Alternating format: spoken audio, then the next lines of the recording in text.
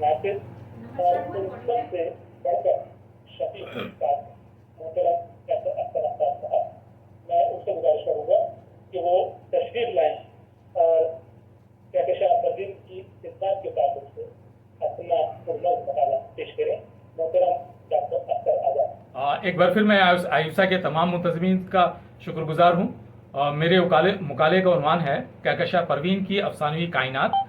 झारखंड ही नहीं, मुल्कगीर पैमाने पर उर्दू अफसाना निगारी की जब भी बात होगी तो सफ़े अव्वल के अफसाना निगारों में डॉक्टर कहकशां परवीन का भी नाम आएगा।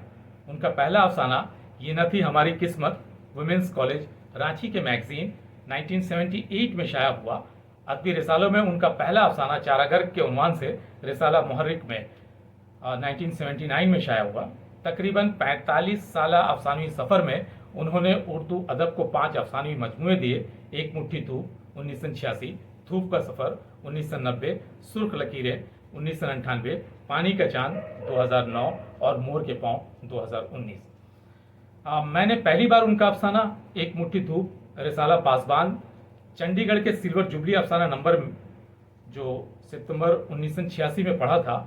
सबसे बड़ी बात यह थी कि उस मैगजीन में कई सीनियर अफसाना निगारों के अफसाने थे, लेकिन उन अफसानों में सबसे सरफहरिस्त कहकशां परवीन का अफसाना एक मुट्ठी धूप शाया हुआ था।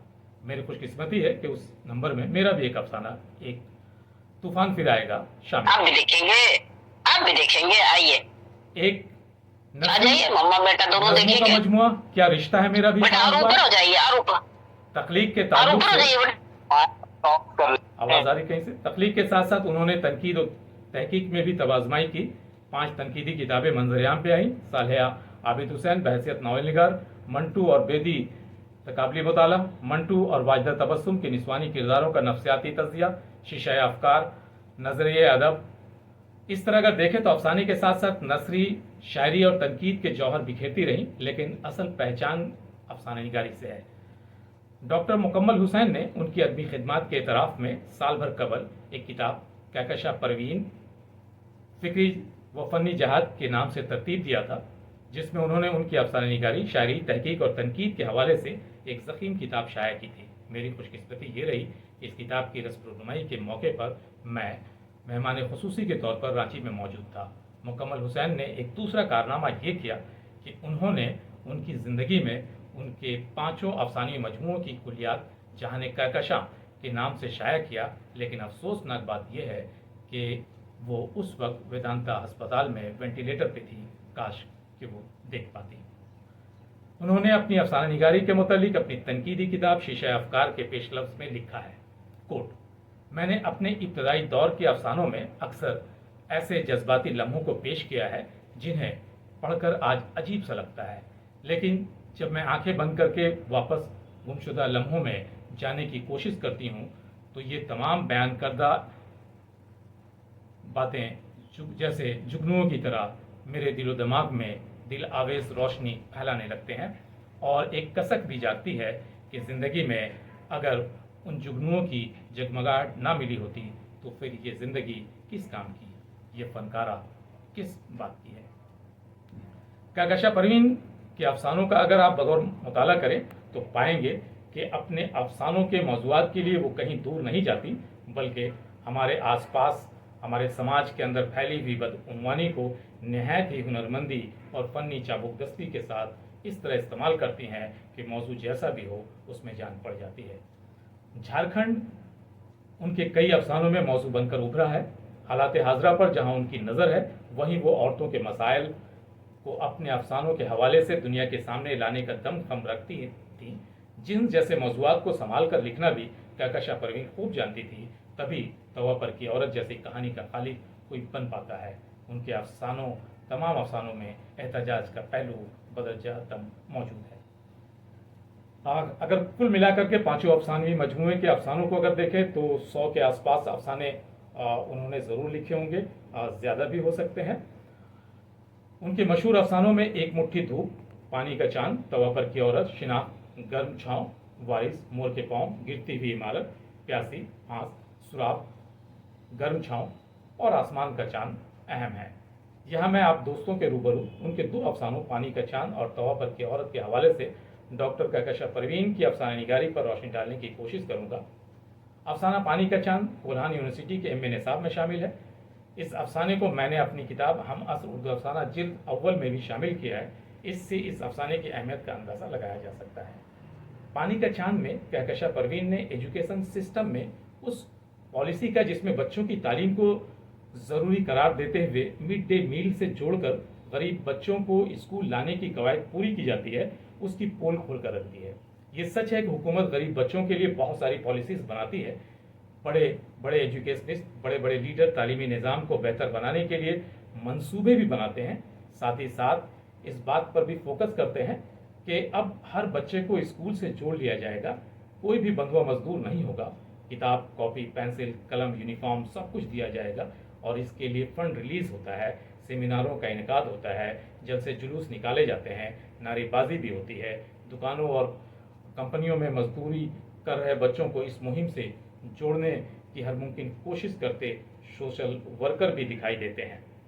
कहकशा परवीन जैसे अहले इल्म जो तालीमी अदारों से जुड़े हैं, वो भी इसी समाज में रहते हैं और जो कुछ हो रहा है उसे भी वो सब देख रहे होते हैं। कहकशा परवीन भी अपनी आंखें खुली रखती हैं, इसलिए जब गरीब बच्चों की तालीम से जोड़ने की मुहिम की शुरुआत होती है तो वो कुछ देर के लिए सोच में पड़ जाती हैं और इसी सोच का नतीजा है कि पानी की सतह पर उन्हें पानी का चांद तैरता हुआ दिखाई देता है, लेकिन जैसे ही उसे छूने की कोशिश में वो आगे बढ़ती हैं, पानी में उतरती हैं, तो पानी का चांद पानी की लहरों में नीचे ऊपर होते हुए अपना वजूद खो देता है।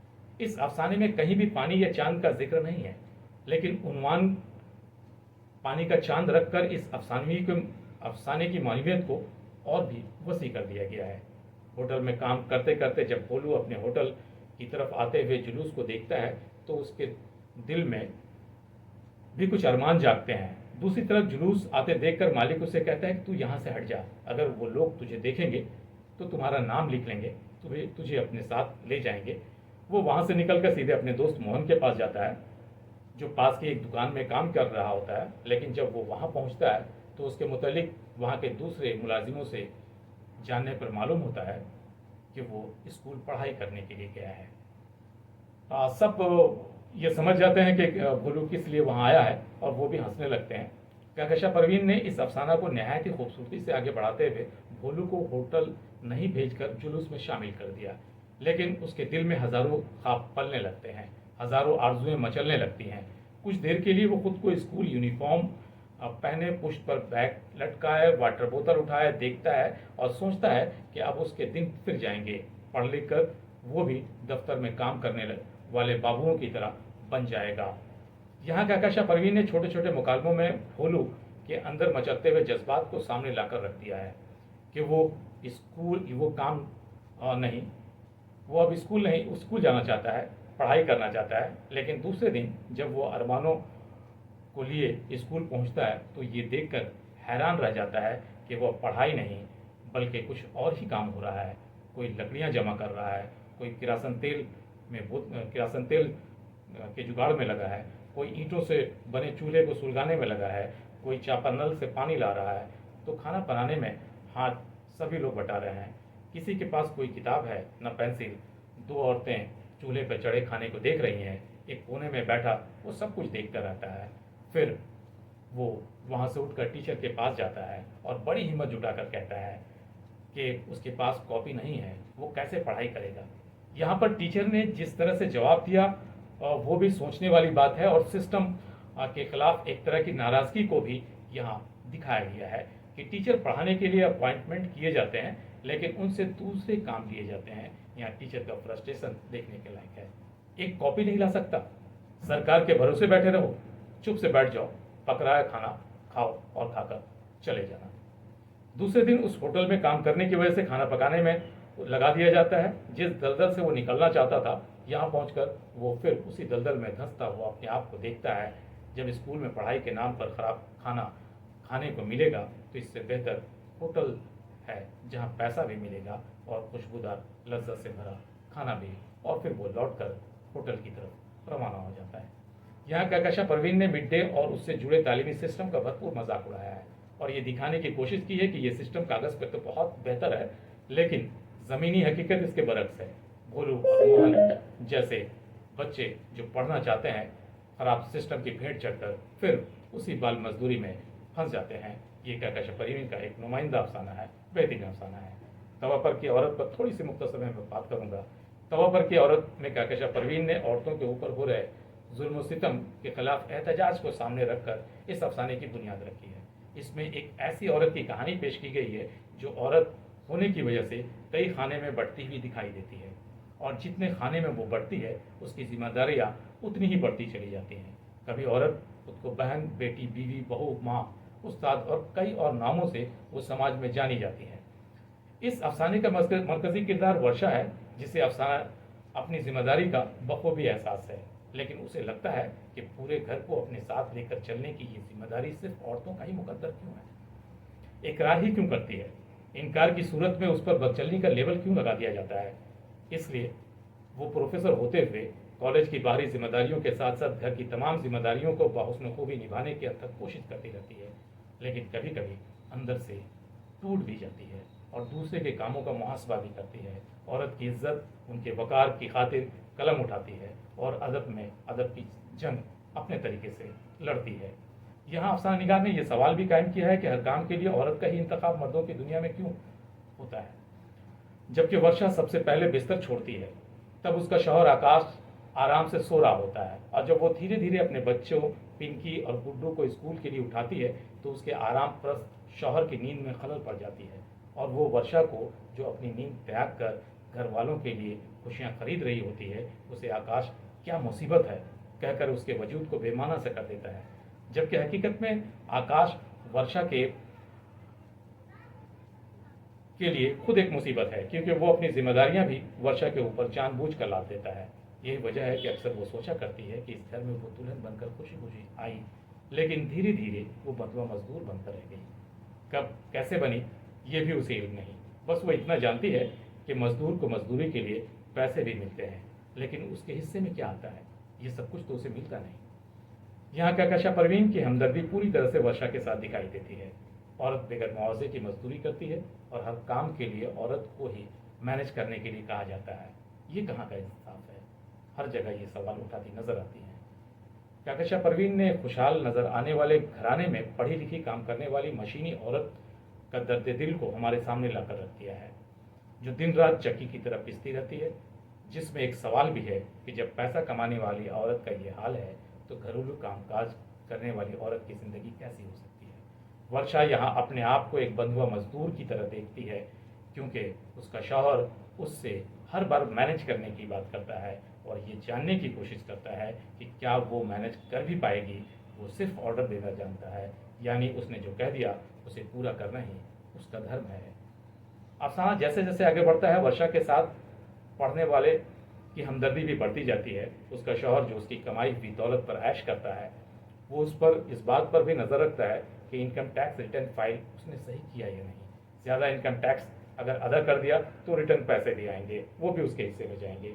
लेकिन वर्षा हैरतज़दा हमा वक्त ये सोचती रहती है कि अपना सारा वजूद उसके हवाले करके उसे पूरी ज़िंदगी का क्या रिटर्न मिला है।